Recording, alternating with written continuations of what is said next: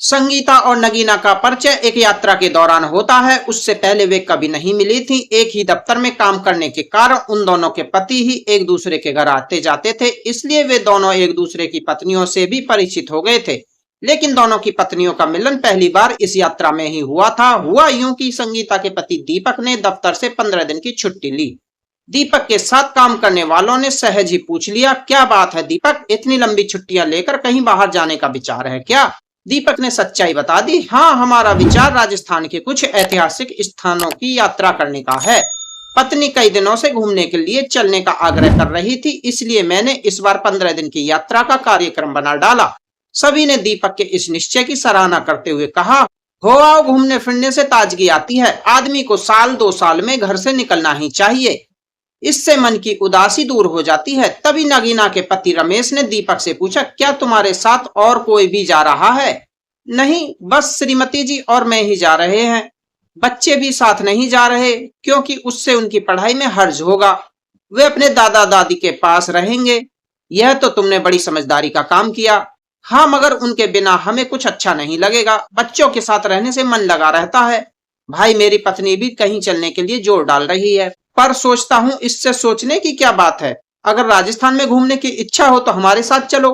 तुम्हें कोई असुविधा तो नहीं होगी? हमें क्या असुविधा होगी भाई, हनीमून मनाने थोड़े ही जा रहे हैं। जाओ भाई, ऐसा मौका मत छोड़ो। सफर में 1 से 2 भले, पर्यटन में अपनों का साथ होना बहुत अच्छा रहता है। रमेश को यह सलाह जच गई। उसने उसी समय छुट्टी की अर्जी दे डाली। बड़े बाबू ने अपनी शुभकामनाएं व्यक्त करते हुए उसकी छुट्टी को भी स्वीकृति दे दी, इसलिए दोनों दंपतियों का साथ हो गया।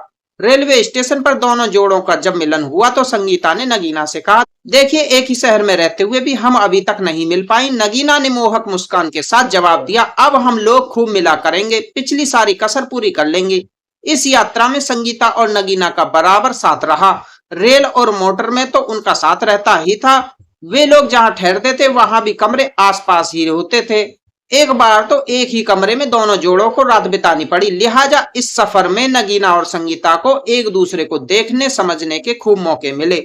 इस अवधि में संगीता ने यह जाना कि रमेश पत्नी का खूब ख्याल रखता है। वह दिन रात उसकी सुख सुविधा के लिए चिंतित रहता है। वह नगीना की पसंद की चीजें नजर आते ही ले आता है, आग्रह करके खिलाता पिलाता है। पत्नी को जरा सा उदास देखते ही वह प्रश्नों की झड़ी लगा देता है, क्या हो गया, तबीयत ठीक नहीं है क्या? सिर दर्द तो नहीं हो रहा? क्या हाथ पैर ही दर्द कर रहे हैं?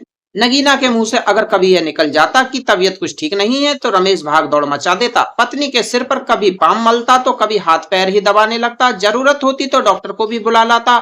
नगीना मना करती रह जाती, घबराने की कोई बात नहीं है, साधारण बुखार है। मगर रमेश घबरा जाता। नगीना जब तक पूरी तरह से ठीक नहीं हो जाती तब तक वह बेहद परेशान रहता। जब नगीना हंस हंस कर बातें करने लगती तब कहीं उसकी जान में जान आती। पत्नी को ये खिली खिली सी रखने के लिए वह सतत प्रयत्नशील रहता। सबसे बड़ी बात तो यह थी कि उस अवधि में वह अपनी पत्नी पर न तो कभी झल्लाता न ही नाराज होता। कई बार नगीना ने उसकी इच्छा के खिलाफ भी काम किया, फिर भी उसने कुछ नहीं कहा। रमेश के इस व्यवहार से संगीता बड़ी प्रभावित हुई। उसे नगीना से ईर्ष्या होने लगी। वह मन ही मन अपने पति दीपक और रमेश में तुलना करने लगती। जिन बातों की ओर संगीता का पहले कभी ध्यान नहीं जाता, उस ओर भी उसका ध्यान जाने लगा। एक टीस सी उसके मन में उठने लगी थी, एक मेरा पति है और एक नगीना का, दोनों में कितना अंतर है। दीपक तो मेरा कभी ख्याल ही नहीं रखता। हमारे विवाह को 15 साल से अधिक अवधि बीत गई, फिर भी कोई जानकारी ही नहीं है। दीपक तो बस अपने आप में ही डूबा रहता है। हाँ, कुछ कह दूं तो भले ही ध्यान दे दे, मगर मेरे मन की बात जानने की उसे स्वयं कभी इच्छा ही नहीं होती। मन की बात छिपाना ही उसे नहीं आता। जो मन में आता है वह फौरन जीभ पर ले आता है। उसका चेहरा ही बहुत कुछ कह देता है। कठोर से कठोर बात भी उसके मुंह से निकल जाती है। ऐसे क्षणों में उसे इस बात का भी ध्यान नहीं रहता कि किसी को बुरा लगेगा या भला। वह तो बस अपने मन की बात कह के हल्के हो जाते हैं। कोई मरे या जिए, उसकी बला से। दीपक की सेवा कर करके भले ही कोई मर जाए, फिर भी प्रशंसा के 2 बोल उसके मुंह से शायद ही निकलते हैं। बीमारी तक में उसे ख्याल नहीं रहता कि मेरी कुछ मदद कर दे। वह न जाने किस दुनिया में रहता है। उसके जीवन से कोई और भी जुड़ा है, इसका उसे ध्यान ही नहीं रहता। दीपक का उसके लिए जैसे कोई महत्व ही नहीं है। न जाने किस मिट्टी का बना है वह। अच्छा बनेगा तो इतना अच्छा कि उससे अच्छा कोई और हो ही न शायद। बुरा बनेगा तो इतना बुरा कि बैरी से भी बढ़कर। सचमुच बहुत ही विचित्र प्राणी है दीपक। संगीता के मन के ये उद्गार एक दिन नगीना के सामने प्रकट हो गए। उस दिन दोनों के पति यात्रा से वापस लौटने के लिए आरक्षण कराने गए। वे दोनों बैठी इधर उधर की बातें कर रही थी। तभी नगीना ने अपने पति की आलोचना शुरू कर दी। बच्चों के लिए खरीदे गए कपड़ों को लेकर पति पत्नी में शायद खटक चुकी थी।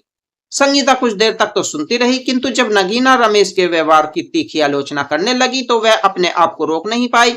उसके मुंह से निकल गया, नहीं, तुम्हारे पति तो ऐसे नहीं लगते। इन 12-13 दिनों में मैंने जो कुछ देखा उसके आधार पर तो मैं यही कह सकती हूँ कि तुम्हें अच्छा पति मिला है।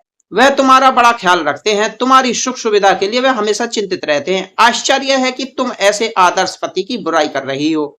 नगीना ने बड़ी तल्खी से जवाब दिया, काश वह आदर्श पति होते। संगीता ने साश्चर्य पूछा, फिर आदर्श पति कैसा होता है? नगीना ने बड़े दर्द भरे स्वर में कहा, संगीता, तुम मेरे पति को सतही तौर पर ही जान पाई हो, इसलिए ऐसी बातें कर रही हो। हकीकत में वह ऐसे नहीं है। तो फिर कैसे हैं? जैसे दिखते हैं वैसे नहीं है। क्या मतलब? नगीना ने फर्श पर बिछे गलीचे की ओर संकेत करते हुए कहा। वह इस गलीचे की तरह है। संगीता का आश्चर्य बढ़ता ही जा रहा था। उसने हैरानी से पूछा, मैं तुम्हारी बात समझ नहीं पाई। फर्श पर बिछे हुए गलीचे के एक कोने को थोड़ा सा उठाते हुए नगीना बोली, संगीता, गलीचे के नीचे छिपी हुई यह धूल, यह गंदगी किसी को नजर नहीं आती। लोगों को तो बस यह खूबसूरत गलीचा ही नजर आता है। इसे ही अगर अच्छाई मानना हो तो मान लो, मगर मैं तो उस नंगे फर्श को अच्छा समझती हूँ जहां ऐसा कोई धोखा नहीं है। संगीता, मुझे तुमसे ईर्ष्या होती है।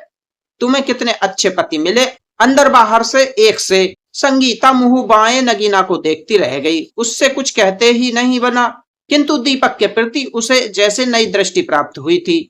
अपने सारे दोषों के बावजूद वह उसे बहुत अच्छा लगने लगा। संगीता के मन में उसके प्रति जैसे प्यार का ज्वार उमड़ पड़ा। आज की कहानी में बस इतना ही। दोस्तों, कहानी कैसी लगी? अच्छी लगी तो लाइक शेयर कमेंट करें। ऐसी ही कहानी देखने के लिए आप हमारे चैनल को सब्सक्राइब करें, घंटी वाले बटन को ऑल पर सेट करें ताकि आगे आने वाली वीडियो का नोटिफिकेशन सबसे पहले आपको मिलता रहे। मिलते हैं दूसरी वीडियो में किसी नई कहानी के साथ। तब तक के लिए धन्यवाद।